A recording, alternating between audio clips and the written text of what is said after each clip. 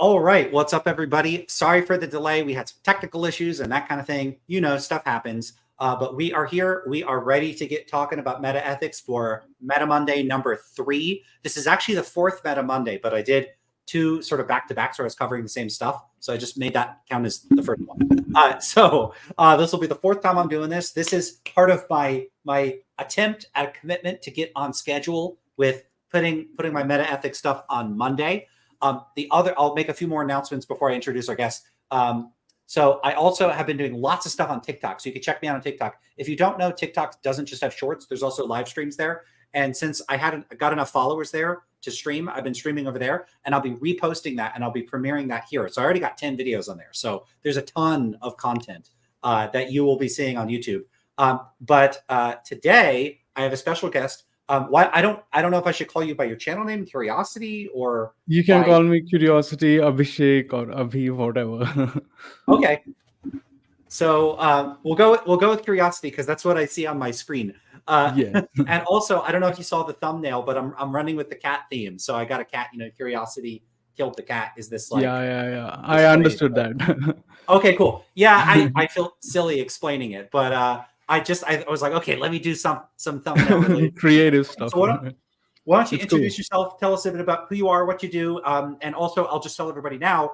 Your channel is linked right in the description, so go check out that channel and subscribe. Okay, go for it. Thank you so much. So I'm Curiosity. I've got a YouTube channel in which I talk about science and philosophy. Recently, it's mostly been philosophy. So I don't have an academic or professional background in philosophy. So basically, my background is engineering. That's what I studied in academics. And then I did an MBA, which is totally unrelated to what we are talking about today. But anyway, I just got interested in philosophy in the last 4 or 5 years, starting 2017, 2018. And it just peaked up in 2019. And since then, I've been really very interested in philosophy. So I've been an atheist since when I was 12 years old or something, 11, 12 years old. That's when it started. And since then, it's only been growing gradually. I've become more atheist than ever. So philosophy is just another part of it. That's how I got into philosophy. It started off with atheism and debates online on Facebook and all. So philosophy is what helped me with my arguments against God, for atheism and all. So that's how it started. And then I started following some atheist philosophers, famous atheist philosophers. I don't know if you would like to call him a philosopher or something. But yeah, Sam Harris, Daniel Dennett, obviously. Unfortunately, he passed away a few days ago. And Richard Dawkins and all those new atheist philosophers. That's how it started. And that's how I got into philosophy. Then one day I was listening to Sam Harris talk about free will. And then I got interested in free will. But I just didn't understand what he was talking. I was like, all right, free will. I don't understand what he's talking about. Let's just focus on atheism. But then later in 2018, I got really interested in morality. I started following some YouTubers, atheist YouTubers online, like Cosmic Skeptic, Rationality Rules. So I used to watch their videos, and then I started getting interested in morality. And since then, it was just a causal link towards free will, and I got really interested in free will. And then some events happened in my life. Some people, one person did some immoral things against me, and that was a whole other story. And that affected me a lot, and that got me into philosophy and morality even more. And then I started deep diving into morality, metaethics, normative ethics, free will especially. And I don't know if, Lance, you know, in my YouTube channel, I'm talking mostly about free will. I'm making videos on arguments against free will currently. So if you guys are interested, you can watch my videos. So yeah, free will, morality, and the other stuff as well, epistemology, metaphysics. I'm interested in that as well. But mostly it's ethics and free will these days, metaphysics, yeah. All of that, in fact. Yeah, I'm a learner, self-learner. I'm not an expert, so I don't know how much credence you will have in whatever I say. But I try. I try to self-learn. I learn. I try to be rigorous as much as possible. And I started off being a moral realist after reading Sam Harris's Moral Landscape, and all. But then I slowly realized the flaws in his thinking and his arguments, and I found out Lance's channel and Lance's debates with others, and that just blew me over. I converted from a moral realist to an anti-realist in a matter of just a few weeks or months. So yeah, Lance, you can call the goat of anti-realists. I wouldn't call myself that. Yeah. Anyway, the goat YouTuber of moral anti-realism, and he's the one who helped me change my views on metaethics. So yeah, here I am talking to Lance to clear some doubts that I have. But I would say I do have answers to all those questions that I'm going to ask him. But those are not clear answers. I won't be convincing enough if someone asked me that question. So yeah, I think Lance is the best guy to do that. Cool. Okay. I mean, a couple things I could say before we get started on that. The first video on this channel was about free will. It was not about metaethics. Oh, so if you go all the way seems back, like I didn't check that out. Yeah, I will try to check that out.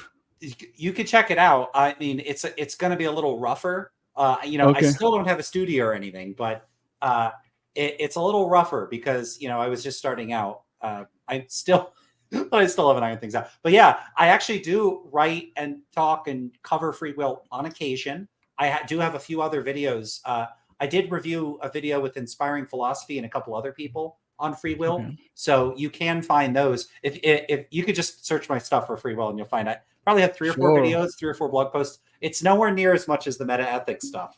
I'm also about to hit 200 posts on my blog. So I've had it a little over a year. It's a lot of posting. Great. But yeah, I did see your content. It's a lot of videos on free will, which is really cool. Oh, another thing related to free will. So I don't know. Do you follow Majesty of Reason, Joe Schmid? Yeah. Yeah. So he just did a video responding to Trent Horn. Did you check it out? No, I didn't happen to check it out. I would have to. You got to check it out. It's phenomenal. So Joe has just been getting better. Like the videos were already good. Like they're more well produced than mine. They've got like graphics and imagery and PowerPoints and notes and and it's funny too. Sometimes he is funny too.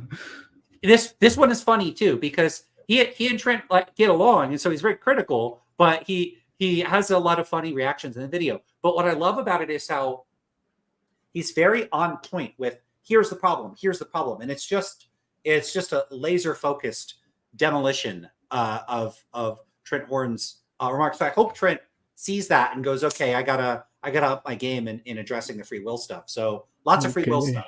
And maybe we could talk about that sometime because I'm curious what you say about it. Yeah, I'm about to ask you that. Okay, yeah. Yes. So I would also like to talk to Joe, maybe if possible. Did you happen to see any of my free will videos? Did I see them? Yeah. I'm trying to look. I don't think I've seen any of your free will videos. I'm gonna have to watch them. Yeah. No, these don't look super familiar, so I'm gonna have to watch them. All right. You can watch if you're interested. Otherwise, you might be knowing all the arguments already. I'm excited about it. So. Sorry. Sure. So yeah. So we had a debate with Seth Garrett recently. First, I had it a couple of weeks ago, and then after a week, Lance had it as well. So I would like to talk about the debates that we had. Lance saw that video of mine, the debate with Seth, and Lance had his own debate with Seth as well. So I would like to have feedbacks, if any, that you have, and generally we can maybe discuss on the debates, both of the debates, and if we can lead somewhere from that. Sure, let's do it. Where do you want to start? Okay, so I mean, first of all, I would like to ask you whatever feedbacks that you have about the debate that I had with him, and maybe what are your opinions on your debate with him? Yeah, so I had written you up something where I had given you some feedback. So let me have a look at exactly what I said at the time. Sure, sure. Don't grill me, all So right? don't worry about it. I thought you did great. I know you said a lot of like humble remarks about how you were a little worried about how you did in that. But I mean, the first thing to say is that Seth is friendly. He's not out to do gotchas or to make Yeah, anybody look bad. I really don't like debates like that. And so it's not the sort of case where I would say that anybody wins a debate. I think a good debate is a exactly. discussion. I mean, sometimes you might convince a person or make stronger points than another person, but that it looked like a friendly exchange to me. But I also just thought you represented your side of things quite well. All things considered, there's certainly room for improvement. Uh, there's a few things. I mean, one, I thought that when you raised the naturalistic fallacy, I kind of had the impression, and I will say this as a criticism, and I don't know if it's quite accurate or not. Sometimes what people will do when they present critiques of a view is they'll go and look up critiques of that view, and then they'll say, well, here's a critique that's out there of your view. Whether or not they themselves endorse the critique or have really internalized it to such an extent that they could use the critique themselves dialectically rather than just saying, well, what do you say to these people who say this? And there were a couple points where when you were raising objections to Seth's views, it looks like you were kind of doing that. Like, here's this critique people have, and Yeah, just I'm going to throw that at you. yeah, Rather than it coming from you, it felt like you were borrowing it. With that, yeah. I'm aware I, of that. yeah. So I had that impression, and if that's what you were doing, what I would say is you have a few options. Is that accurate? Because if it's not, Yeah, I'm that very sorry. that's kind of accurate. You can say, I just wanted to bring out now, if this is the scenario, then you have this problem. And Mhm. if you're going to go that route, if you're going to make that move, then you have this problem. So that's what I was trying to do there. Yeah. So one problem that can emerge for those sorts of critiques is when the critiques aren't responsive to the specific position that a person is presenting to you. Right. So, if I'm talking to, so here's the kind of thing you'll often see from someone that's like, I'm just going to argue for moral anti-realism. And you didn't do this. And this is why I think you did well. A lot of times an anti-realist will just say, they'll trot out all the standard arguments you would get in like the Stanford Encyclopedia. They'll be like the argument from disagreement, the argument from like Mackey's argument from queerness, and the whatever else, the argument from explanatory superfluousness, and they'll just sort of regurgitate other people's arguments. And Yeah. when they do that, I just find it to be dialectically really, really ineffective. What I mean is, like, in terms of it being a useful way to engage in a conversation, if I just show up and I'm like, here's a critique, and here's a critique, as if I'm like throwing books at you that were on my back shelf that I didn't even look at, it's not going to be very effective. I much prefer when the critiques are more organic and stem from the person. And I think you mostly did that. And that's why I think it worked well. So that's a good thing. I would just say, like, if you're going to use those critiques, internalize them and understand if they're relevant in the conversational context that you're in, because often they're not. Like, when I get in a conversation with someone, I'm not just going to whip out argument from disagreement. Also, I don't even endorse a lot of those standard arguments. I don't think they're very good. But I also am just not sure whether that naturalistic fallacy appeal that you made stuck. Like, I'm not sure that it worked. So All right. I don't know. I understood. I reflect on that. I did reflect on that after you gave me the feedback. And yeah, you're right. But yeah, I was just trying to, let him be aware of all the ways he could be wrong if he wants to take up that kind of a position. So yeah, that's what I was doing. But you're right. And I will improve on that. I'm learning from you, obviously. So I'm Well, pretty sure I will improve. I'm not the best debater in the world. There's a lot of people that have a lot more experience. Like, okay, one of the things I'm not the best at handling, and it's up to you in your future debating and discussing things with people, how you want to handle it. I don't do well when people are hostile, uncooperative, or seem to be out for gotchas. Same with me. Yeah, I get angry and then I want to yell at them. And Yeah. I like, if I just start screaming at somebody, why are you being this way? Like, that's not, the conversation's over at that point. Now it's just a fight. Some people are better at finessing those sorts of situations, and that's something I need to work on. So, I would say that there's a lot of what I would recommend doing if you want to get good at debates is one, have a lot of them, and don't just do formal debates. Like, to me, I think a great place if you want to hop on Discord, find a bunch of servers, and just start getting into the voice chat and hashing it out with people. And that's a great way to get good at debates. I feel like a lot of people focus on more formalistic stuff, and they just like kind of don't get in the trenches and duke it out. And I think that's a really good way to learn patience, to learn to control how you're responding to people. But another point, there's a lot of that in me. There's a lot of patience in me. So you want to have that. That's good. Yeah. Please go ahead. You continue. I'm sorry. Oh, sure. It was one other point I wanted to make. I thought you did raise Mackey's argument for queerness, and so for anybody that doesn't know, that argument, the term like queerness there is referring to, like, it's just using the term in the sense of strangeness or weirdness. And effectively, what Mackey argued is that if there are these stance-independent or objective moral facts, they would be as he put it, metaphysically queer. They would be radically unlike the other sorts of things that we generally believe exist, and that this counts argumentatively as a point against their existence. Like, you wouldn't typically posit, like, imagine if a chemist said, I found a new element, and then the element is like super duper weird. If it was super duper weird and radically unlike all the other elements, we might think, I'm more suspicious than I would be if it was conventional and unsurprising.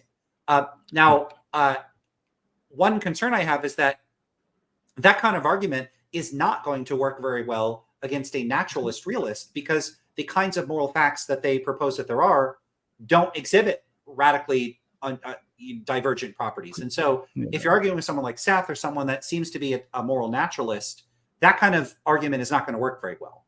Yeah. So again, that's a case where the argument needs to be targeted at the specific position that you're taking on.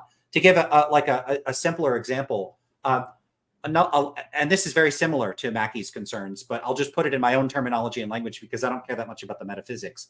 I care more about conceptual issues in a lot of these cases.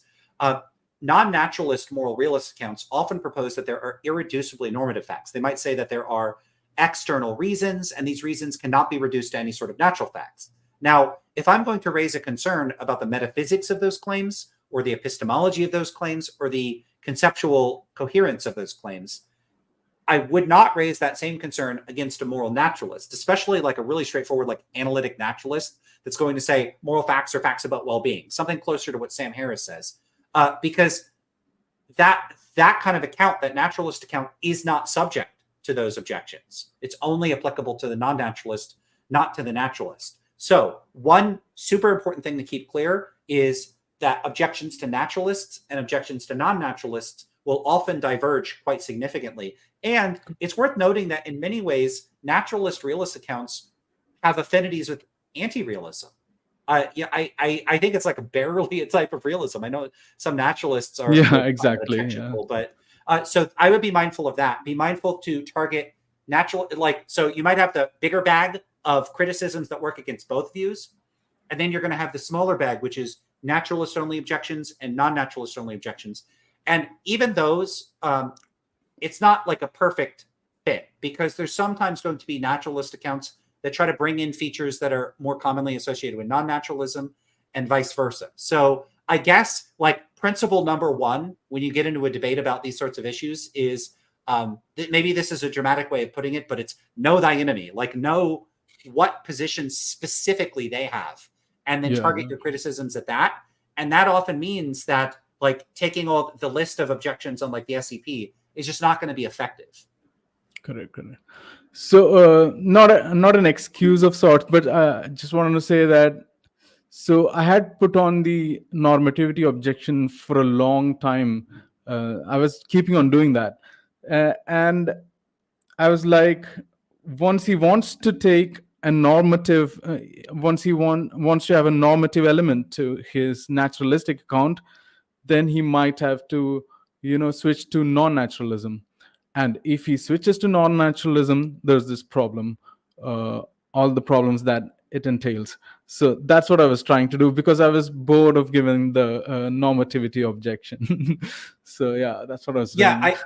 So I thought from his discussion with you, and this remained true in my discussion, I wasn't quite clear on what exactly is meant by good or should or ought. So there are some underlying conceptual concerns, and sometimes ostensibly like a person saying I'm a naturalist, these are just naturalist, this is a naturalist position, but then the way that they're talking or presenting the view, it kind of looks like they're bringing back in some non-naturalist stuff.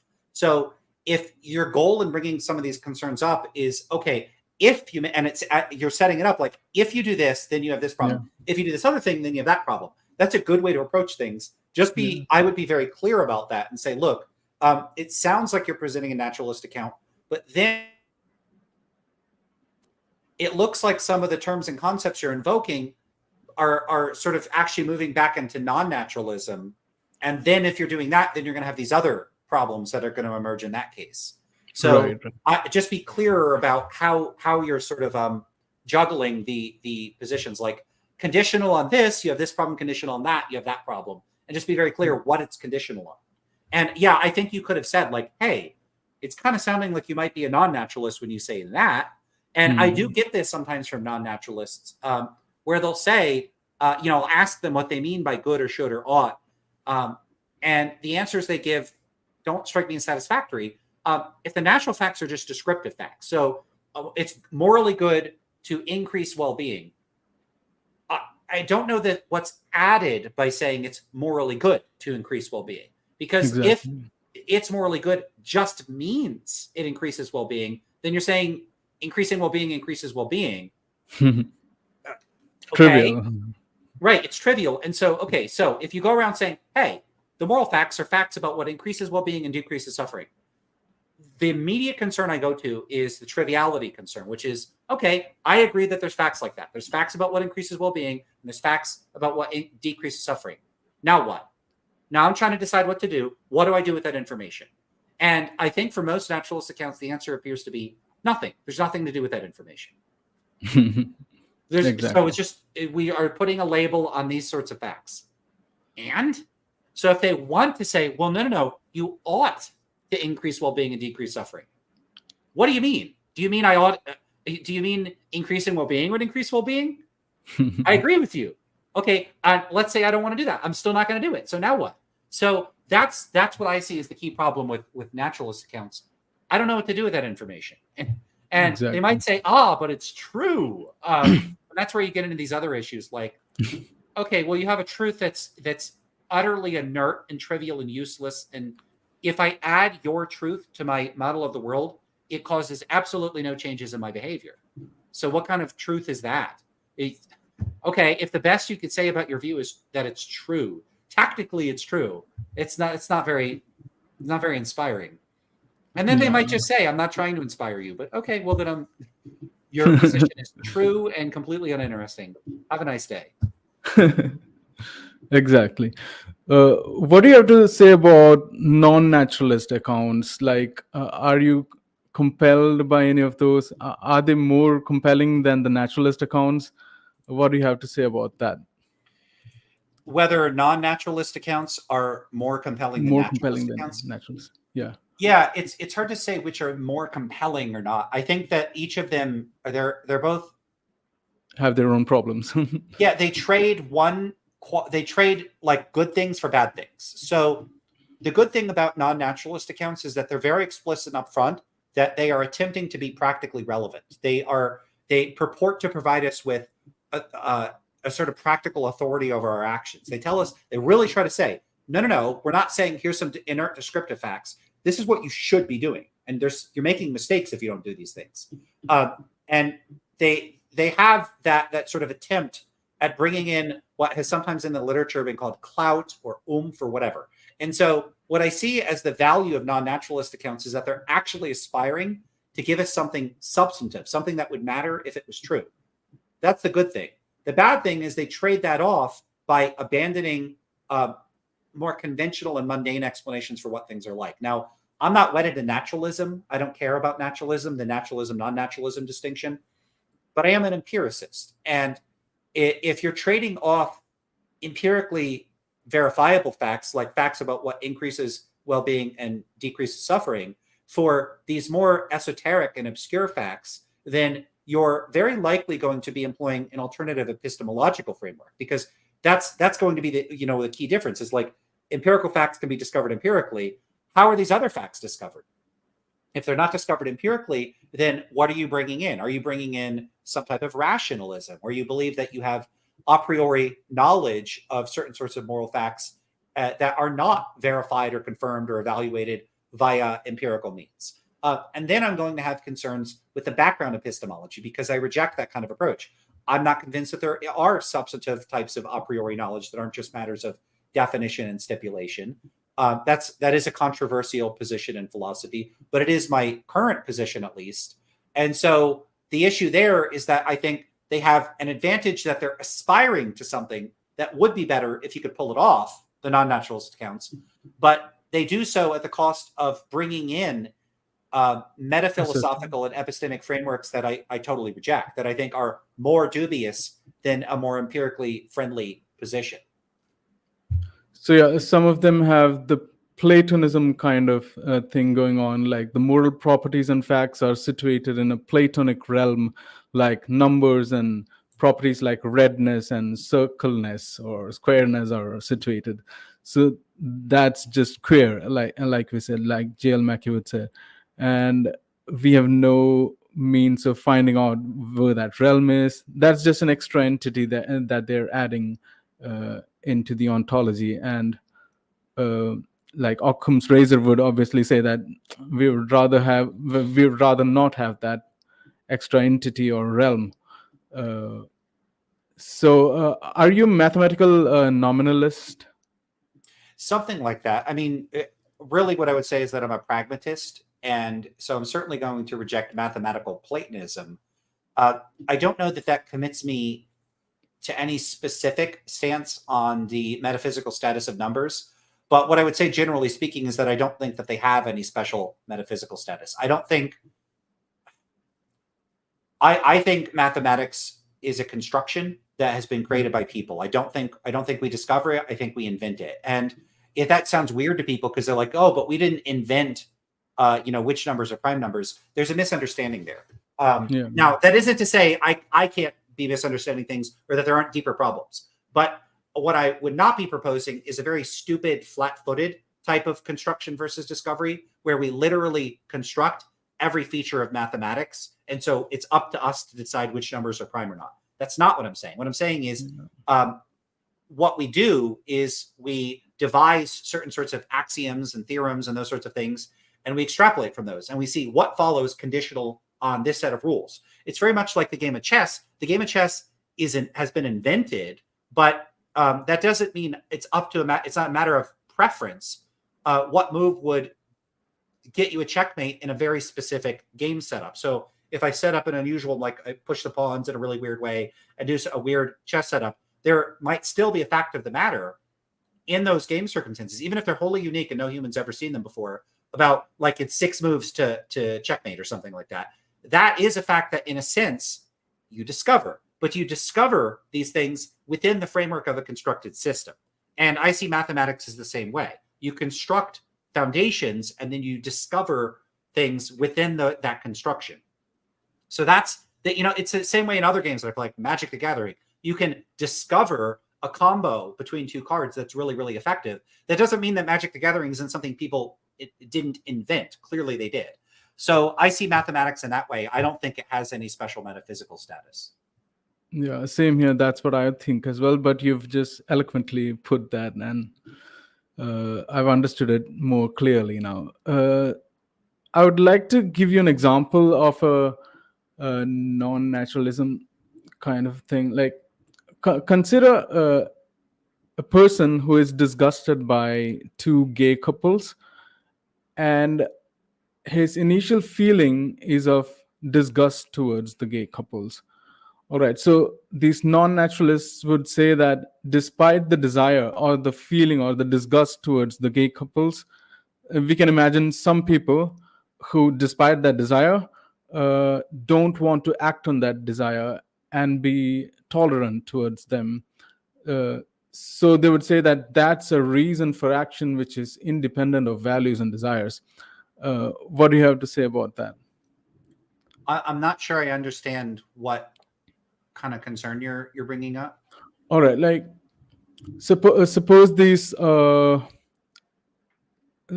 guy who is disgusted with the gays, he says that my desire is to kind of stop him, but I have a reason for action that is independent of my desires to not stop them or not be disgusted. I mean, to allow that to happen. That reason is independent of his desire against the gayness of the couples. Okay, what are you asking me about that? I'm asking, what is your objection to that kind of a non-naturalist realism that they bring Gotcha. on? Yeah. Well, the first thing I would say is that in all of these cases, you always want to disentangle the normative considerations from the metaethical considerations. And so one thing that can happen when you address cases like this is that if you're addressing the metaethical side of things, this can often bleed over or be interpreted as you condoning or failing to take a stance on the normative moral issue. So the first thing I would say is that I would find this person's disgust objectionable. I wouldn't share if that was manifesting as a moral standard or an attitude, like they wanted to stop people or punish people or judge people that way. That would be bad. I would find that objectionable with respect to my moral standards. So I do think it's important to be clear about our normative moral standards and to distinguish those from the metaethical side of things. So when a non-naturalist realist is looking at this, what they might be pointing to is they might say, look, you might have certain attitudes, preferences, and feelings about what's right or wrong, and they can be misaligned with what's true. And they could say that does appear to be an indication of some sort of intuitive appeal of realism, which is that your judgments about what's right or wrong can actually be inconsistent with your desires or your attitudes or your feelings. And that might seem initially appealing at first glance. And all else being equal, it does, if there were no internal conflicts that people experienced about things, like if you felt disgust towards another person's actions, boom, you thought it was wrong, end of story. That might be more consistent with an anti-realist framework, because nothing about the phenomenology or experience of that would even begin to plausibly invoke some sort of realism, all else being equal, because it would just seem that our moral attitudes are just perfect expressions of our emotions or something like that. But it doesn't seem that way. I don't experience things that way. I'm sure other people don't experience things that way. To give an example that is maybe a less charged, sometimes if someone wrongs you, and this has certainly happened to me, I'll feel an impulse to get them back. I'll feel a vengeful impulse. Like I want to get revenge. And then I think, but I shouldn't. That would be the wrong thing to do. And so I simultaneously have a feeling and a moral judgment that I shouldn't act on that feeling. Now, a realist could point at that and go, aha, I got you, Lance. You actually have realist intuitions. But I think that the anti-realists have the conceptual resources to address these sorts of situations. Human behavior is a lot more complex than us simply having one level of desire, and then we just act on desire. So whatever your proximal desire is, you just act on. That's not how human motivation or deliberation or decision-making works. People have they have compulsions, impulses, drives of various sorts. And that's all putting it in crude psychological terms. If we put this in more complicated, empirically grounded, cognitive psychological terms, we would have to really distinguish what actual psychological systems are interacting in the brain. They are not always unified in what they're prompting us to do. You could have one system that is favoring action to go to the left, another system that's favoring action to go to the right. And we work through that through a variety of methods that I don't understand. There's probably cognitive psychologists that understand the inner workings of the systems and processes involved in deliberation and decision making. They would understand them better than me. But the bottom line is, people can have, at the very least, very crudely, higher order and lower order goals and desires. So, for example, a person could have a desire to smoke. Let's say they're addicted to cigarettes, and and let's say they enjoy smoking, and they're not just like, I have an addiction. They're like, I like doing it. So that person may feel that desire. Ooh, I want to smoke, right? But then they also want to be a person that, let's say they learn about how cigarettes are not healthy for you, and they would prefer to not smoke. So at the same time, the person has a desire to smoke and they have a desire not to smoke. Now, the human brain isn't just this perfect logic system that's just one sequence of propositions. And so there's an obvious contradiction. They desire X and they desire not X. Contradiction, not possible, as if we're some sort of stupid robot and it's going to be like error 404 and our head explodes or something. That's not how human brains work. You can have conflicting drives and impulses, and like clearly, because people have these all the time. Again, I don't understand the underlying cognitive processes involved in this, but in those sorts of cases, you can have a higher order value and a lower order value, very crudely. So in the case of vengeance or the person you described earlier that feels disgust, that person may feel disgust, and then they might also think that disgust is wrong, it's misguided, I shouldn't act on it. That does not mean that second impulse, that moral judgment that's coming in to say, no, suppress your disgust, shut that up, that's stupid and misguided, that means that the wrongness of it is independent of your goal standards or values. Yeah. It could just be that you have a higher value beyond your sort of immediate gut reaction to things, and you are then sort of regulating one impulse in terms of another. In other words, the anti-realist can just say, look, we don't need to appeal to standards, values, and attitudes outside of ourselves to account for internal conflicts in our moral standards and values. We can do it all internally by saying one attitude or desire or position conflicts with another attitude, desire, or position. And they may have somewhat different phenomenology. They probably have a different cognitive etiology, like how they emerge in the mind is a little different. One may, and the other may involve another system. But the bottom line is the depiction that non-naturalists might present in this case might be psychologically naive and present people as psychologically simpler than they actually are. Right. This is the answer that I would have given, but it would have been just one sentence or two, which wouldn't have been compelling. But what you just said is just, very insightful. I often am way too wordy, and that's something I need to work on. If you could put it in a sentence or two, how would you put it? Okay, I would just say that the desire, what stops the guy from not acting on the desire of disgust, like subjective desire of disgust, is just another desire. It's just a conflicting desire, and it may be a higher order desire or a lower order desire. We just don't know, but it's just another desire. There's no mind independent fact that he's accessing epistemologically. It's just another desire. He desires to not act upon his initial impulsive kind of a disgust against homosexuality, right? I would have just. Maybe there's a really concise way to put it that I could make an attempt at too. So I might say something like, in these sorts of situations, anti-realists can account for the psychology of this person as having a higher order desire or value that suppresses their lower order desire or value. And so they don't need to appeal to external reasons or anything like that to account for what's going on here.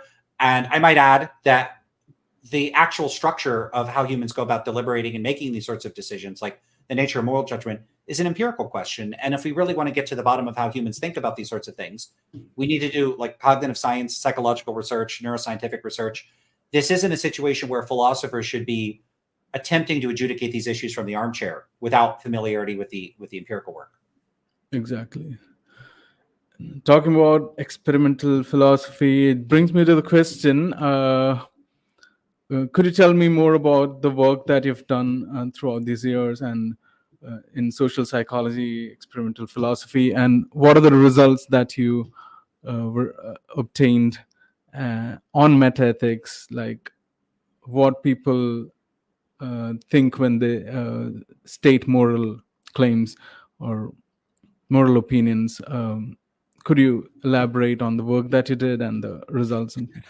Yeah, so I've done a few other studies, which I won't talk about. I'll talk about the main sort of line of studies. So what happened with me is that I was initially intending to construct a new metaethics scale to evaluate what people's metaethical views were. I I came across a paper that my advisor sent to me that was a new metaethics scale. I think it's called the new relativism scale. And the paper is phenomenal. It's a fantastically constructed paper. They put together scale items. They presented them to a panel of experts and had them judge the quality of the items. It's one of the best scale design papers I've seen. So I was at the same time both thrilled that this great paper was out there, but then like, dang, someone just did something very similar to what I wanted to do. And I got really upset. I actually left for like a week. I drove away and spent time with my fiance at the time. Who was living in a different state. So it really put my head to spinning. And I had to restart my whole idea about what I wanted to do. And I came back to the table with what ended up, I think, being a way better idea. So here's what happens. And here's what happened over the past 20 years in the experimental philosophy of metaethics literature. A lot of the early studies found pretty high rates of moral realism, but they also found high rates of anti-realism. What was interesting about this is that they would find that the exact same person, when you ask them different moral issues like abortion and like murder and that sort of thing, they would give a relativist response on the abortion issue and a realist response on the murder issue. What the heck?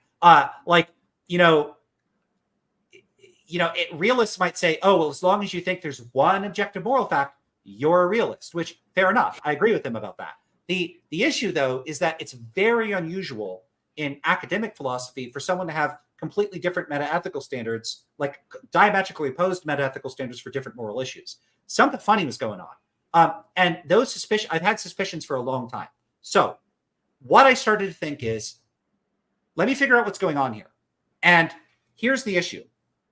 Almost all of the research in the psychology of metaethics, this particular area of experimental philosophy, relies on standard quantitative survey-driven research. What I mean by that is you get a large group of participants, you give them the same standardized set of questions, you record their responses, and then you compute averages, say of a Likert scale, like when it's agree, disagree, 1 to 7, 1 to 10, that kind of thing.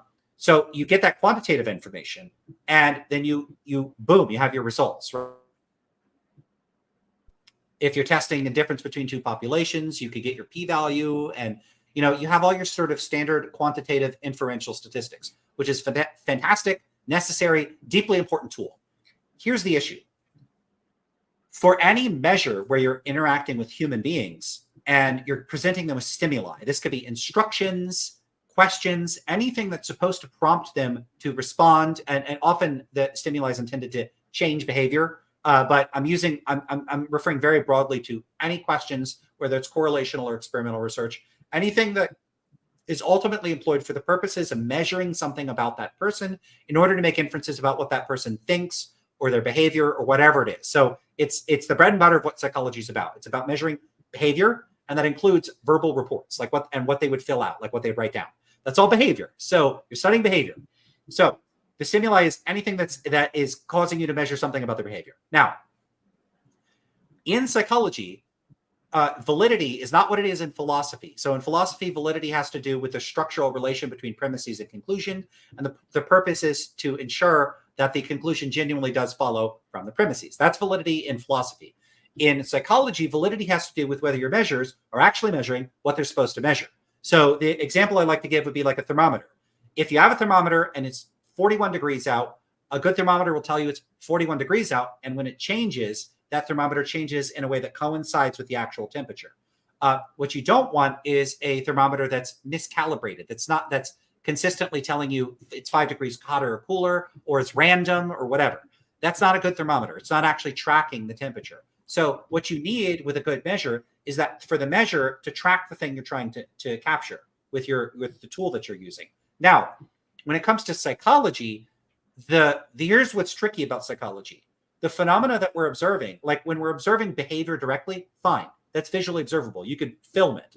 But when you're trying to get at people's mental states, you can't crack open a skull and see a belief in there. You don't rummage around in a brain and like get some neurons out of the way and go, there's the belief we were looking for. The stuff we're measuring in psychology is invisible.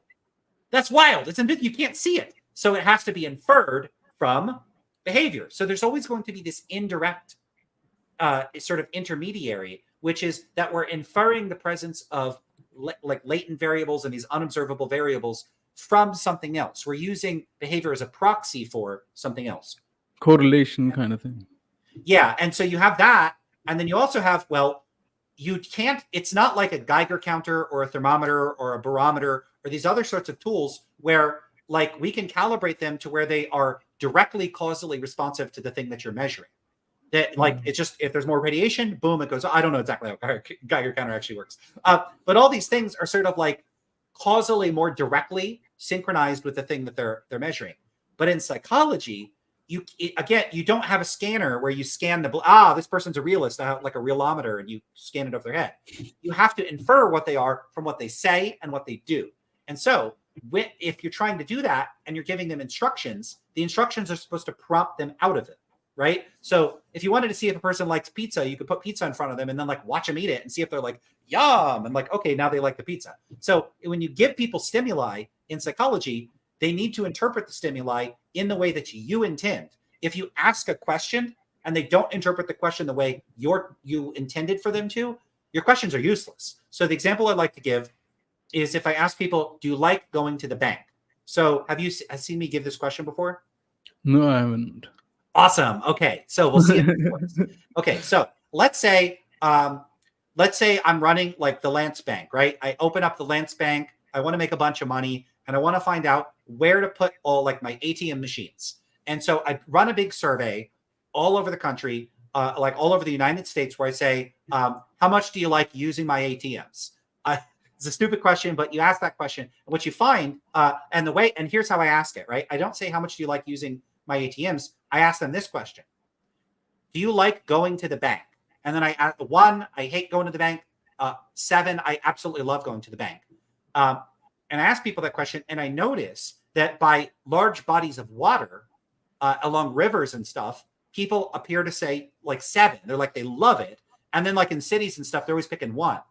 Should I put a bunch of ATMs by the rivers? Should I use that information? Boom, and just put my ATMs there? What do you think? Can you repeat the last 2 sentences that Sure. you said? No. So I run this survey where I ask people if they like going to the bank, right? Yeah. And in certain places near bodies of water, I get very high rates of they love going to the bank, and everywhere else they don't like going to the bank. So, and I'm trying to put my ATMs where people will go to the bank more. Should I open a bunch of banks like by the rivers and lakes and stuff? No, I don't think that's a valid inference. Well, it's not that I'm trying to say like I'm not mixing up correlation with causation or anything like that. Here's the problem.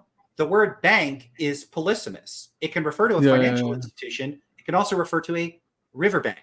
And so a riverbank, that's not what I tried to ask about. And so it could be that if you ask a bunch of people, this is totally hypothetical. I doubt anyone would be confused because if it says all right, now I get it. Yeah. So if the people that live near the river, they might think, oh, you're asking me if I like going down to the river. Yeah, I love going fishing there. Of course I like going to the bank. But by bank, they have in mind a riverbank, not a financial institution. And so your question could give you really misleading results. Here's the thing. Exactly. Because the word bank is polysemous. Yeah. Right. So if you ran that survey 5 more times, you could get the same result every single time. Replication is not the only issue in psychology. A study can replicate over and over, but if the participants in the study systematically interpret stimuli in different ways that exhibit the same pattern, you'll keep replicating the same misunderstandings. When I say misunderstanding, I don't mean that those participants are, and this is why I like to say unintended interpretations, but it's very burdensome to have to avoid that, to use that language. It's not like participants are like stupid or don't know English or something. It's that languages are complicated and people use contextual cues. If I live by the river and you ask me if I like going to the bank, I might think reasonably, you're asking me if I like going to the riverbank. So this is a reasonable thing for people to do. The problem is that your participants in your studies are extremely reasonable. They judge things based on contextual cues.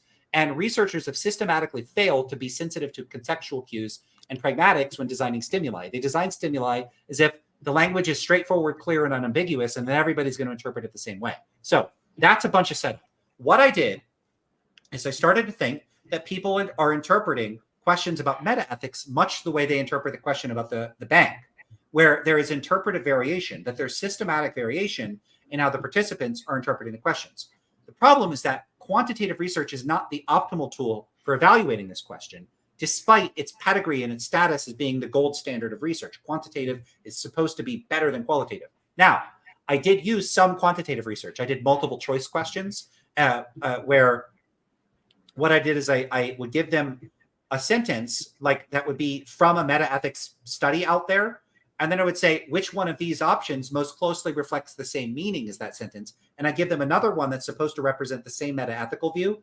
And then I give them 3 or 4 ones that did not. They were intentionally misleading. And what I found is that people would almost never choose the correct answer, the matching answer at levels greater than chance. It wouldn't hit 50%. It wouldn't hit, like, if it's a quarter, that wouldn't be much higher than a quarter. In fact, they would sometimes systematically favor like other responses that were not the metaethical category intended. So I did use some quantitative stuff, but the main thing I focused on was qualitative studies. So what I did there is you can give people a question, and there's several things you could do with that question. So I mainly focused on giving them the questions that other researchers used in their research. But I also would reword or construct my own questions as well, and then ask them about those. So there's several things you could do when you do that. You could ask them. In fact, before I proceed, I'll stop there. Do you have questions about anything I've said so far? Because I'm saying a lot here. No. I just had the question of, I wanted an example on one of the questions that you asked. Oh, sure. Let me pull one up so I could give it to you verbatim. I would prefer to do that. Yeah. Let me pull one up. Where is it? I just have to find one of the exact questions. Will it take time? We can skip that if it will take a lot of time. It's not going to take a long time. Okay.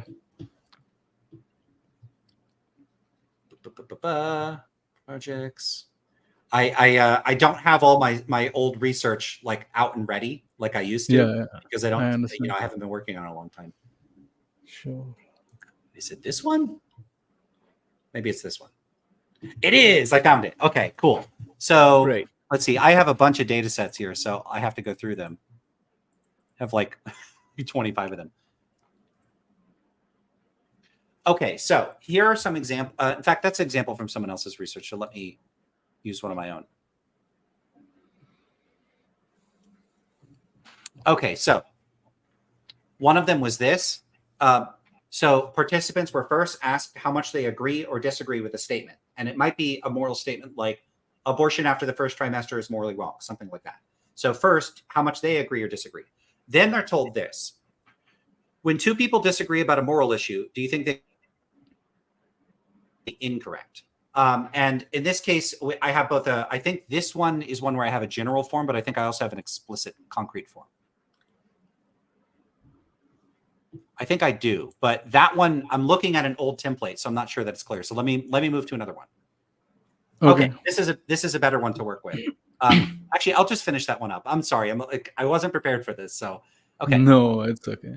So what people were given for this particular one was when 2 people disagree about a moral issue, do you think they could both be correct, or must at least one of them be incorrect? And then they answer that question, and then we ask them this: please briefly explain why you chose this response. Okay. And so basically what you do in that case is they answer the standard question that they would be given. And then we just ask them, why did you answer that way? Simple as that. And then they get a text box and they just type in their answer. So they literally just write out in their own words why they chose that answer. Now, what you do with coding this is I used a quaternary scheme where I asked 2 questions. Is the response clearly an intended or unintended interpretation? Like, is it clear enough for me to interpret it one way or another? And then second, is it clearly intended or clearly unintended? So that leaves you with 4 options. And what I did is I tried my best when it was unclear to say, okay, well, it's unclear, but it's leaning towards the intended or the unintended interpretation. So if I'm asking someone a question and it's supposed to be a question about moral realism, a clearly intended interpretation would be something like, I answered this way because there's only one standard of moral truth, and it doesn't depend on my or another person's beliefs. Now that'd be, no one's going to say something quite, I mean, occasionally people do, but that would be like a very good answer. A clearly unintended interpretation would be something like, when people disagree, we're really not in a position to know which one of us is correct, so either of us could be correct. That's showing that they interpreted it as an epistemic question. And so their relativist answer is actually, I'm not sure, one or the other of us could be correct. That's not relativism. So that's a clearly unintended interpretation. And then if they like didn't answer, that's unclear. And I don't even remember how we categorize those. I don't know if we put them as unclear. I think we put them as unclear unintended, but it might have been unclear intended.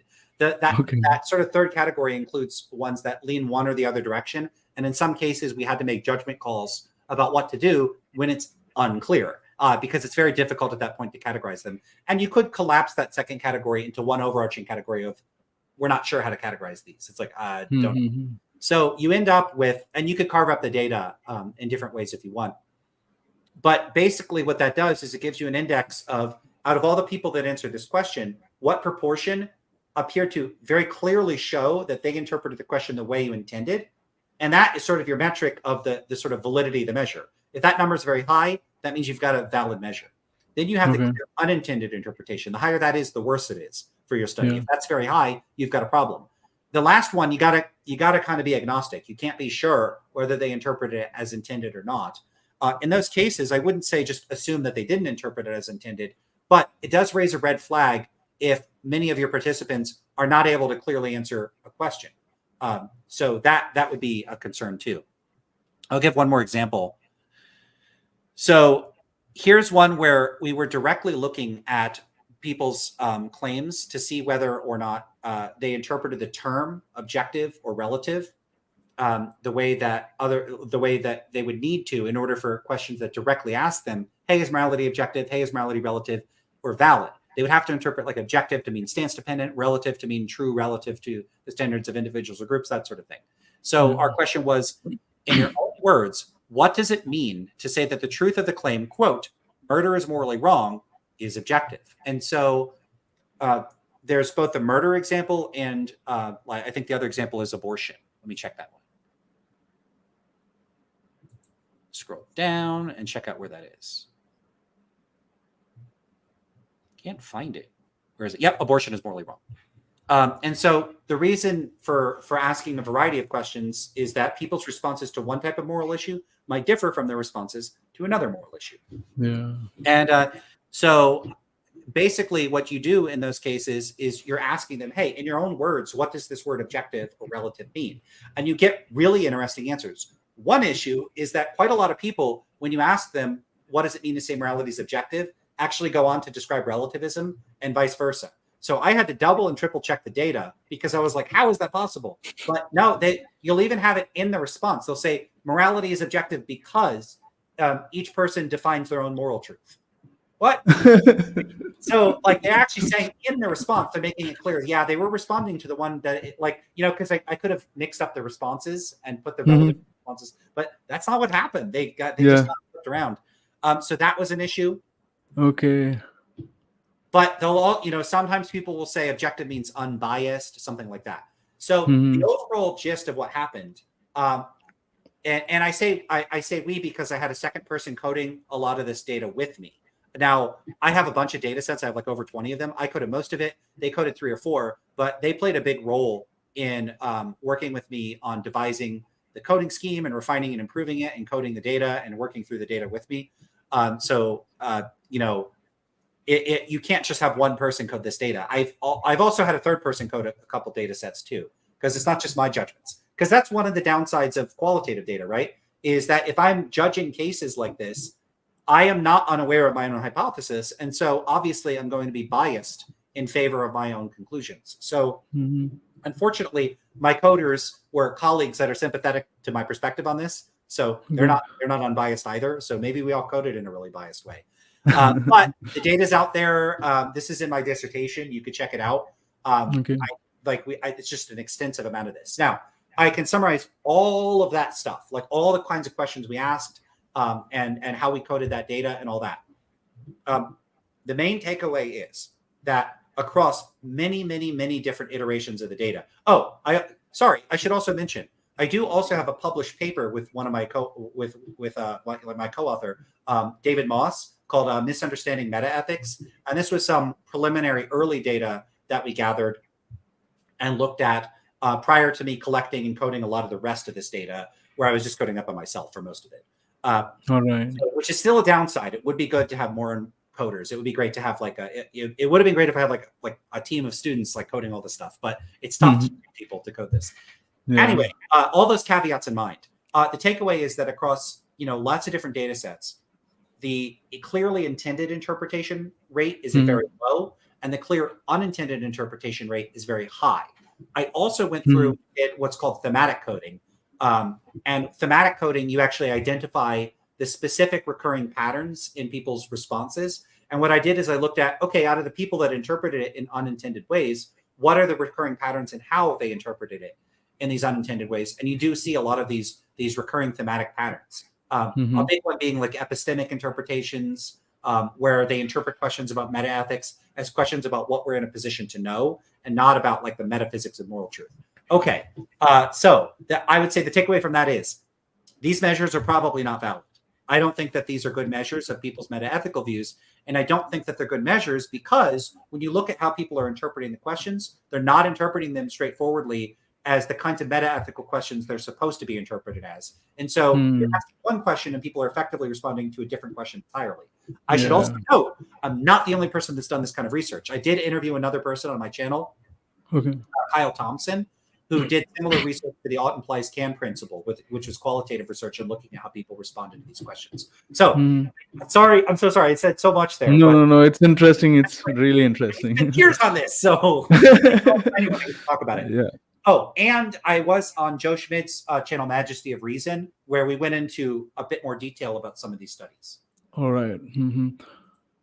So it's extremely complicated. We just can't get a conclusion. I mean, like these moral realists are making it too simplistic, right?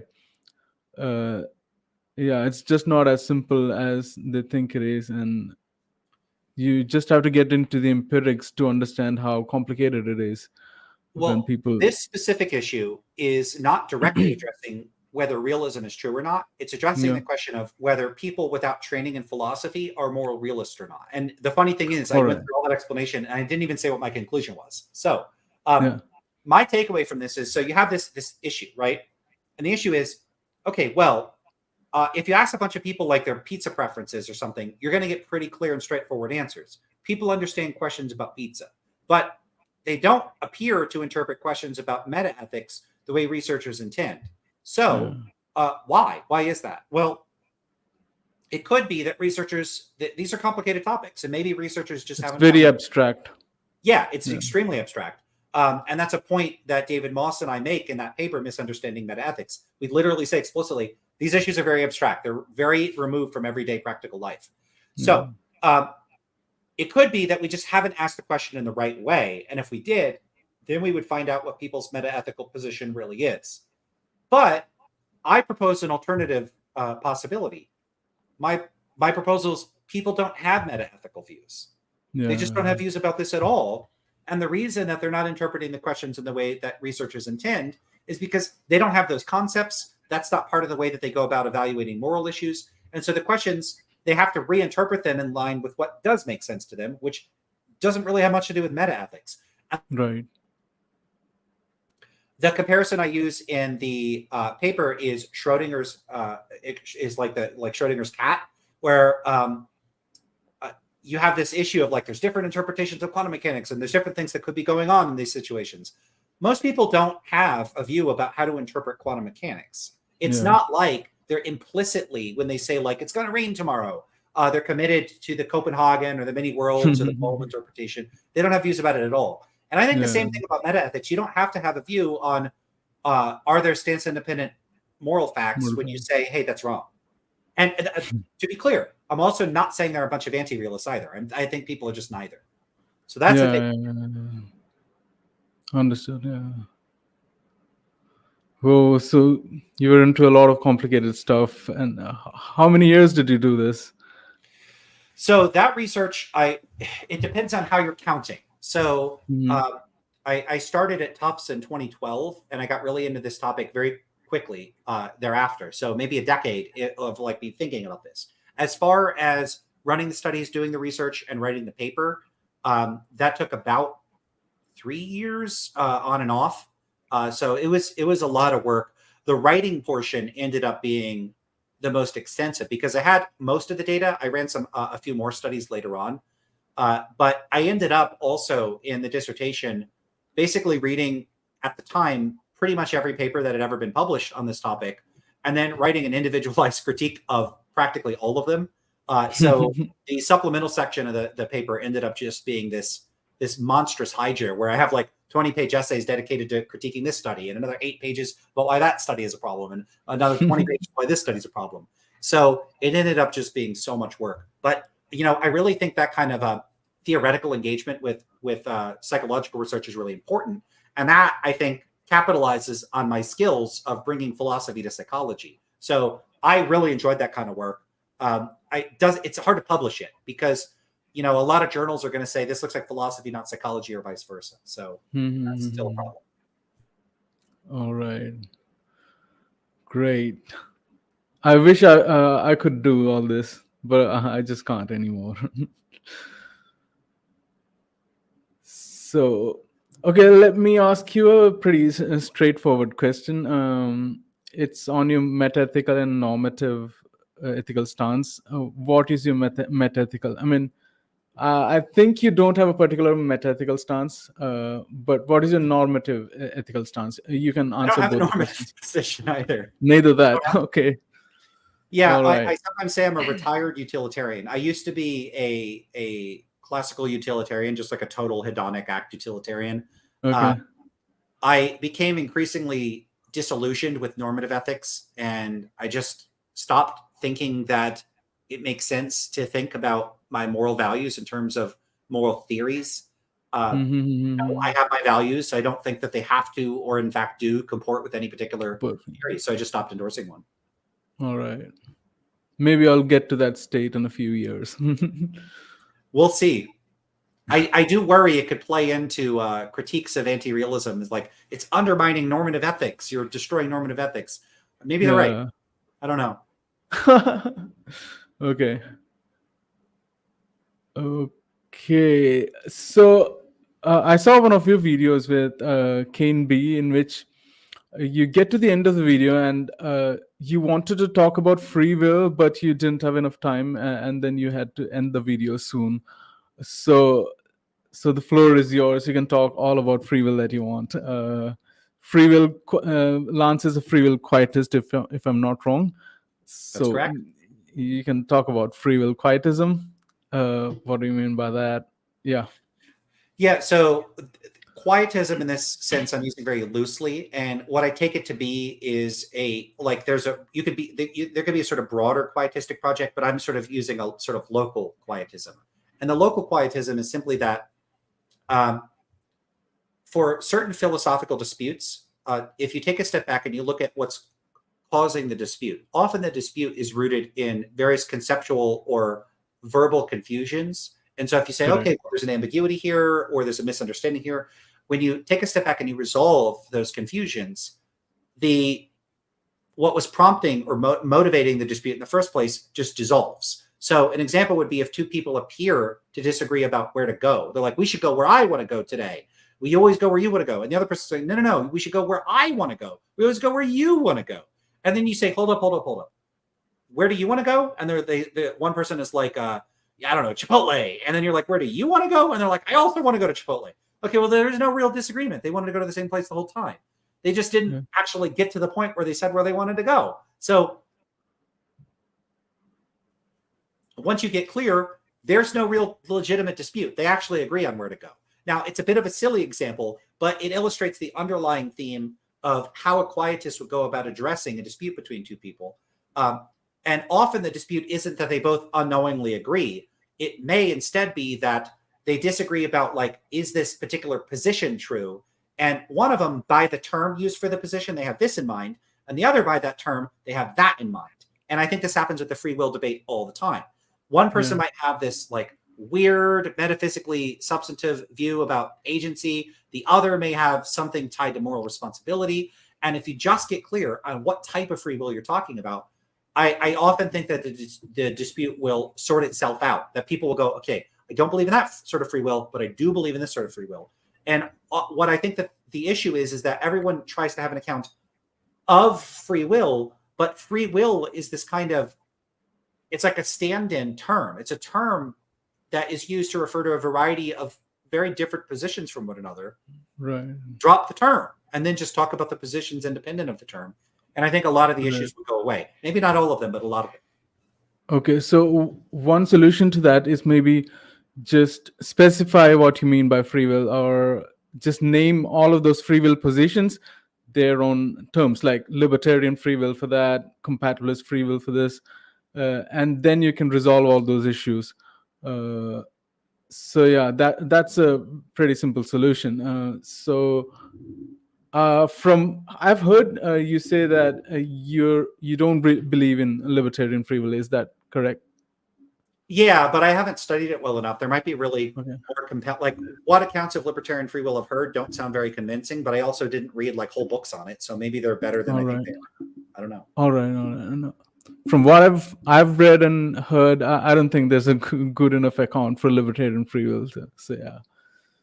But yeah, the most important account, like term that is utility. I mean, what should I say? The most important term of free will that is useful, I think, is going to be the libertarian free will, because that's what's linked with basic desert moral responsibility. So if you go with that definition of free will, then we can change our criminal justice system in meaningful ways. So that's what I think about free will. Compatibilist free will, depending on the definition of the compatibilist free will, the free will skeptic and compatibilist might agree on that, but I don't think it's very useful. And I think there needs to be a lot of empirical study that's done as well, what people mean when they say free will. So what do you think about that? I mean, there has been a little bit of research on what Yeah. people mean, like what non-philosophers mean. I don't know of a whole lot of research on what philosophers mean by that. I am interested in, it's one of the rare cases I think there might actually be practical implications to a philosophical view. It does look like libertarian accounts of free will insofar as they're used to support retributive forms of punishment. That's a concern for me, because I actually don't think that retributive punishment, and I don't believe in basic desert, and so Yeah. I don't really believe in retributive punishment. My view of punishment is purely consequentialist, and so this is one case where I think actually resolving the matter is important, and I don't know that quietism can fully resolve that particular issue. This is an issue where, in virtue of certain metaphysical and moral commitments, some proponents of certain views of free will and morality are going to favor actual practical implications of this. Like, they're going to say, look, this policy, we should endorse this or that policy, where, say, they think we should punish this person, even if it makes society worse off. And that's going to be a problem for me. I'm not okay with that. I don't want them doing that. Exactly. So it's, whereas I think realism, moral realism, I think is pretty much practically superfluous. I'm not so sure free will accounts are. And I think that's because the way that they're cashed out is they're much more tied to direct practical concerns. I mean, we could see with the free will stuff, it's constantly coming up in like neuro law and like the legal implications of how, so it's these conceptions may be quite embedded in our criminal justice system in a way that I don't think metaethics is. Someone could dispute, it's not like I'm a scholar of the history of the legal system. Maybe someone would say views about inalienable rights or whatever actually are rooted in metaethical views. Maybe. But yeah, this is a concern of mine. And I haven't watched any of your videos, but are you a free will skeptic? I'm a free will skeptic, yeah. Yeah, so I basically fall into that position the same way like I'm a quietist, but also an anti-realist. I'm a Yeah. quietist, also a free will skeptic. Free will skeptic. It's funny because like logical positivists, I even find calling them like scientific anti-realists in a certain sense. But I think a lot of people that use certain kinds of labels in philosophy, when they take a certain metaphilosophical stance, which is at odds with the discourse, they often want to distance themselves from all of the labels. So a lot of quietists wouldn't want to say, I think, that they're a realist or an anti-realist. They might want to say, this whole dispute is silly. I'm not going to pick a side.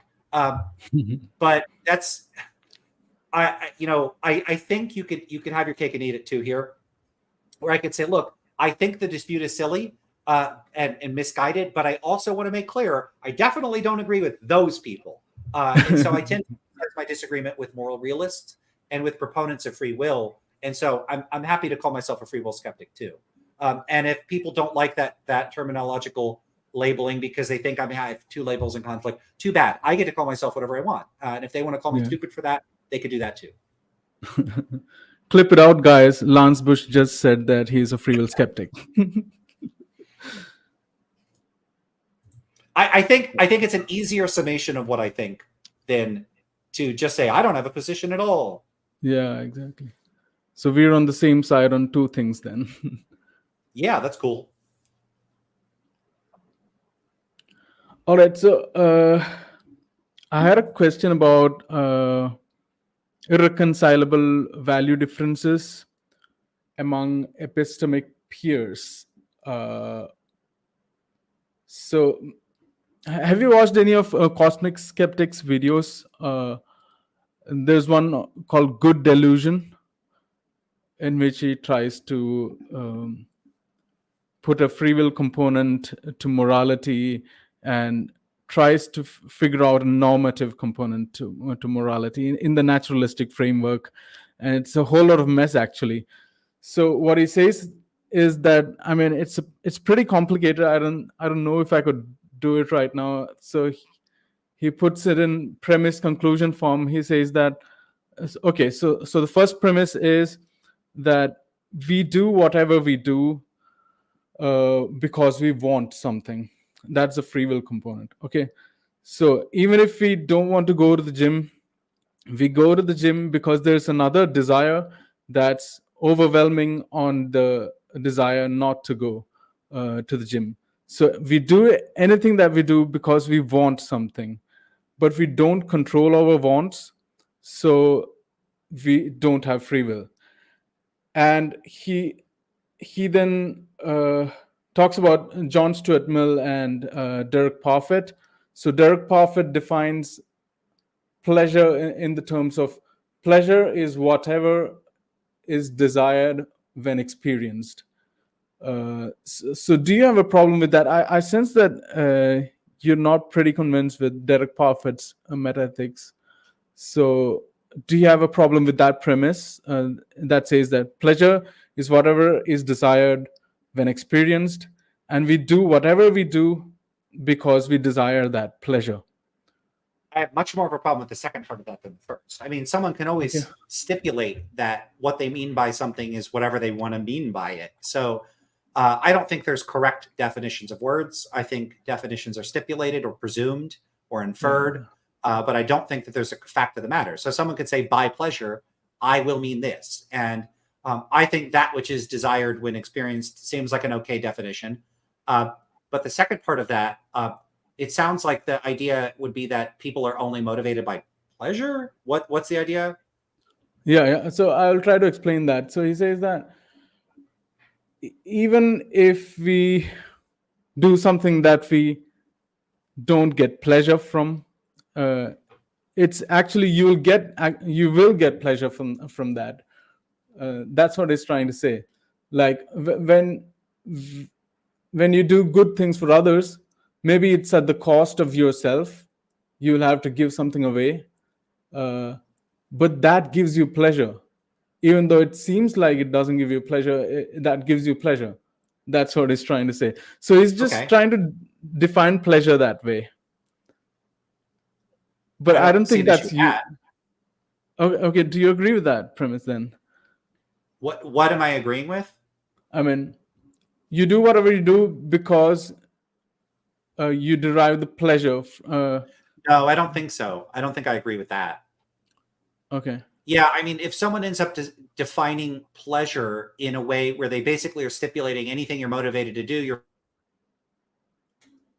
whatever the psychological consequences of voluntary action are, I'm going to call that pleasure. And so all voluntary action is pleasure oriented. I'm concerned that that's the kind of move being made, that it's sort of stipulating itself into being true. So you really have to be careful with terminology here. You can always stipulate your way to a philosophically Pyrrhic victory by just saying, well, by this term, I'm just going to mean something that entails this other thing. Okay. So, when you're talking about something like pleasure, philosophers will use this terminology in ways that it's not clear are connected to the psychological sciences in a straightforward way. So are they talking about a specific type of phenomenology, a specific functional process, a specific cognitive process? Like, what exactly are they talking about? If you're going to use psychological terms, you could either really engage with the relevant cognitive psychological research and make sure that what you're saying actually makes sense and is consistent with the best available empirical findings, or you can appreciate that you're largely using sort of a sort of pre-scientific folk psychological terminology that may or may not track reality as it actually is. Just imagine how silly it would be if I was trying to talk about issues in chemistry, but I refused to use like the periodic table or the common stuff that appears on there. And I was talking about chemicals in terms of like folk chemistry. Like I was invoking like notions of like the Pokemon types. I'm like, well, it's electric type or it's metal type. Like that's not tracking carving nature at its joints or being scientific. And so when philosophers talk about pleasure and this sort of stuff, okay, if they're not tracking the sort of like natural kinds or like what these actually are, if you went and studied them empirically, like what I mean by actually are like empirically defensible, justifiable,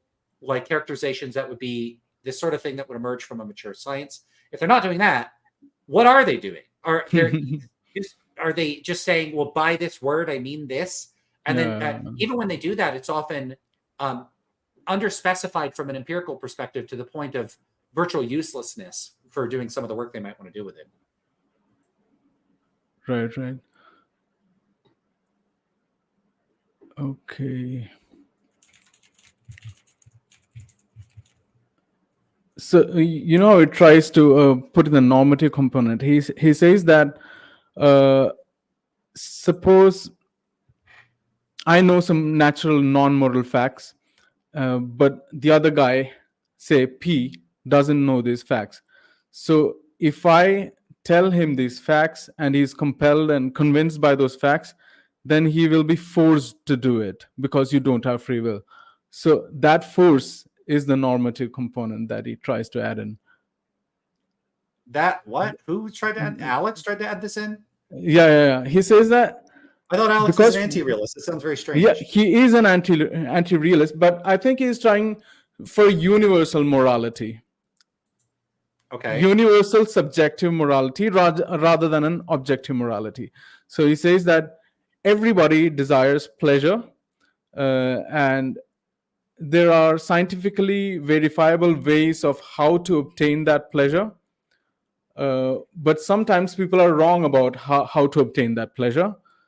And suppose someone really knows how to obtain that pleasure and he convinces this guy of how to obtain that pleasure, then he will be convinced into it forcefully because free will doesn't exist. Because if he's convinced by it, he will act upon that desire, and that desire will win over. That's the kind of argument that he puts on, but I'm not pretty convinced by it. And then I'm not sure whether you've watched that video with Cosmic Skeptic with Ask Yourself, Isaac, right? Mm-hmm. Yep. Yeah. So those guys discussed metaethics briefly in a video, and Isaac was disagreeing with Alex on that, and he says that irreconcilable value differences will always be there. Will be there. As long as it is there, his account is not convincing enough, Alex's account. Did you get what I'm saying? Yeah, but I'd have to see the videos. Like, it feels like the kind of thing, It would be cool. And by the way, I am going to have to go in about 10 or 15 minutes. Sure, So sure, sure. we'll have to cut this off. And All right. this seems like stuff I want to like continue and talk about again. Maybe we should Yeah. just review those portions of the videos Absolutely. directly. Yeah. We should. Why don't we do Yeah, that? we should do that. Like, we should just do that for another day. So I'll have to take a look at that. And I probably saw Isaac and Alex talking about metaethics at some point, but I don't remember it. So I'd like to rewatch it. It's a pretty interesting video. I really liked it. I think you can do a breakdown of that video and give your opinions on that. And what Isaac gets to the conclusion is that Alex has not given a good account to show how irreconcilable value differences won't be there. Like the values would match at the end of the day if non-moral facts match between people. So that's what he says. That if this guy P knows facts that this guy Q knows, then he will change his mind, and their minds will match, and there won't be differences between their values. So that kind of an argument for universal morality. Yeah. I hope you understood what I'm saying. I'm not doing this right because we just got to watch the video. So let's bank that as future stuff we'll do. We'll watch those videos and then we'll comment on them directly. Does that sound like a good proposal? Yeah, it sounds like a good thing. Cool. Let's do that then. I mean, I'm always looking for stuff to review on Mondays. That's the typical plan for what I'm going to be doing. So I've given you a good idea then for the next and I'll just get the links from you, so I'll be able to find out the timestamps about where these conversations occur, and then we could just do that. Sure. So since we've only got a few more minutes, is there anything else you wanted to cover? Yeah, I just wanted to ask one more question. Okay, I've just written that down. I'll just narrate that. So, okay, what do you think brings about change in moral sensibility or moral judgment? How does that happen? So, like, suppose there is a racist. He doesn't know about evolution and anthropology, and once he knows about anthropology and evolution, he changes his mind and he becomes an anti-racist. So there's clear change in his moral sensibility and moral standards that's happening there. So what do you think is happening? What is creating that change in his moral standards? Well, it sounds like you're describing a fairly specific case. So there's a question of like what changed that person, and there's a different question like what causes changes generally speaking. Okay, so I'm just trying to say that basically the answer is non-moral natural facts, I guess. Mm-hmm. Okay. Yeah. So the thing. Yeah. Gotcha. No, sorry. Go ahead.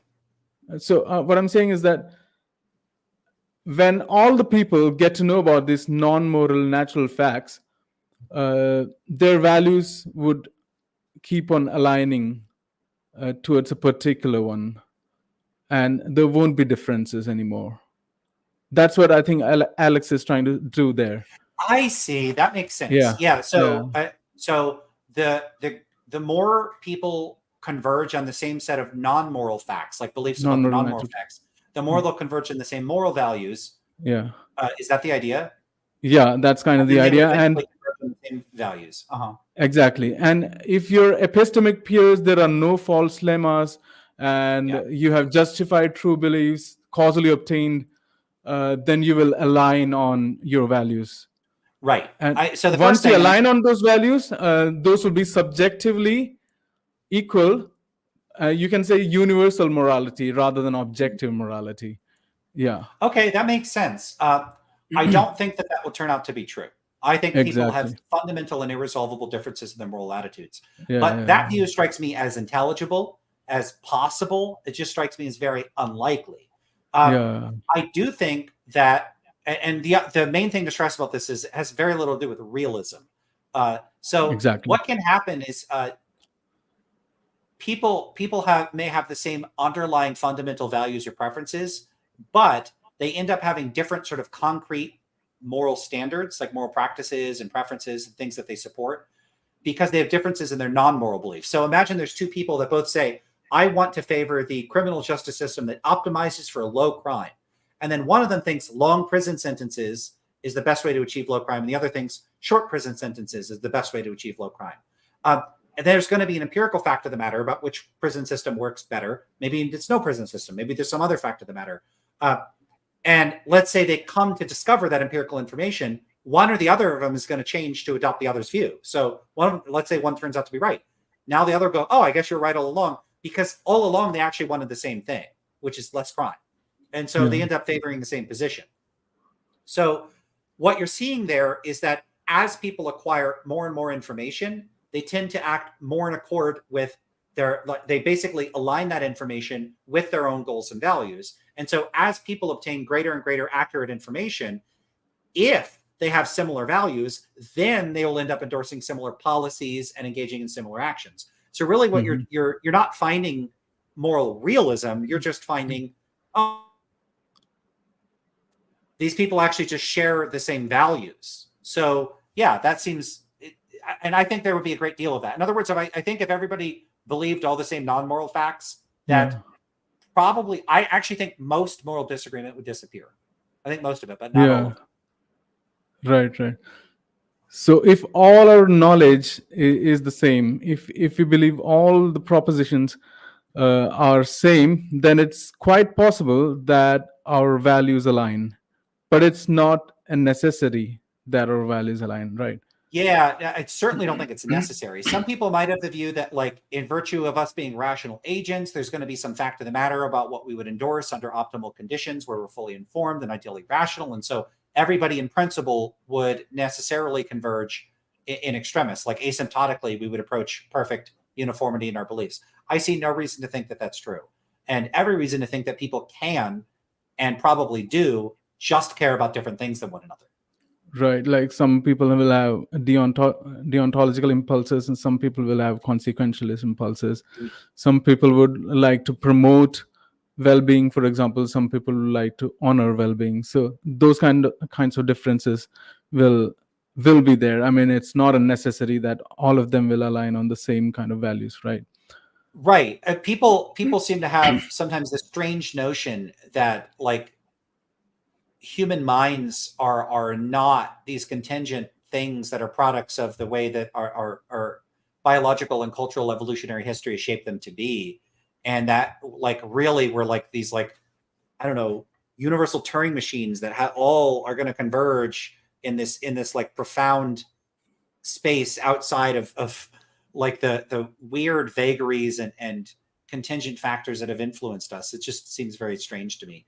I mean, just imagine thinking, for instance, that everybody would share the same food preferences if they got to try all the same. This is just not going to happen. It's just our mouths are different. And the wiring of our brains in terms of how we appraise situations is just going to be different from one person to another. And I don't think that those differences are all about, they're not all subordinate to or a product of rational considerations and logic. They're ultimately at their foundation a lot like food preferences. Right, correct. But you're a gastronomic realist, aren't you? I am not a gastronomic realist. I use it as a joke to talk to people. I just read your blog. Yeah. It's a fun comparison, and it originates with Don Loeb. So give all the credit to Don Loeb and check out his paper on gastronomic realism. Okay. You have a video with him as well, right? I haven't seen that yet. Yeah, check it out. Don Loeb is fantastic. Yeah, sure. I'd like to think of him as a friend. I hope he considers me one. We've spoken a whole lot. I hope eventually I get to work with him on something. But Don Loeb is great. So I am going to have to wrap things up in a couple minutes. So we're just. I feel like we didn't get to finish this conversation. So I'd like right. And you know what? To be honest, I didn't sleep well yesterday, and I was a bit tired. I couldn't, put across my points in the perfect way because English is not my first language. I would have done that better if I had a good sleep, or maybe I think. But yeah, we should have another conversation in the future. Well, I thought you did fine. In some cases, it seemed like you were like, I'm not putting this together the way I wanted to. And that's totally fine. I have days like that myself. Sometimes I hop in a live and I'm like, I regret this already. So, but I'm just going to keep doing it. You know, sometimes you got bad days, you got to go to work. Exactly. Okay, so let's do this again. I had a lot of fun. I feel like the time flew by. So I spent way too much time talking about my studies. Ugh. No, that's okay. That was the most interesting part, I would say. I learned a lot from that. Yeah. You know, at some point, I'm going to have to give people concrete examples. It's just the kind of thing that requires a bit of setup and preparation for me to be like, here's some good examples. You know, it takes more work to do that sort of thing. But I have people waiting for me, so I have to get going. I'm so sorry. I'm so sorry. No, it's all good. So everybody, do go check out Curiosity's channel. Link is in the description. We will be back to talk again another time. We'll work out when we set that up. Maybe we'll review Alex and Isaac's discussion or something. But other than that, like the video, check out the description. I did update my description, so now I have one Linktree link that will take you to all my like social media and support and blog and all, an academic page. I have a new academic page, so lots of updates. But I gotta get going now, so just go check out that link, and I will see you all later. Take care, everybody. Take care.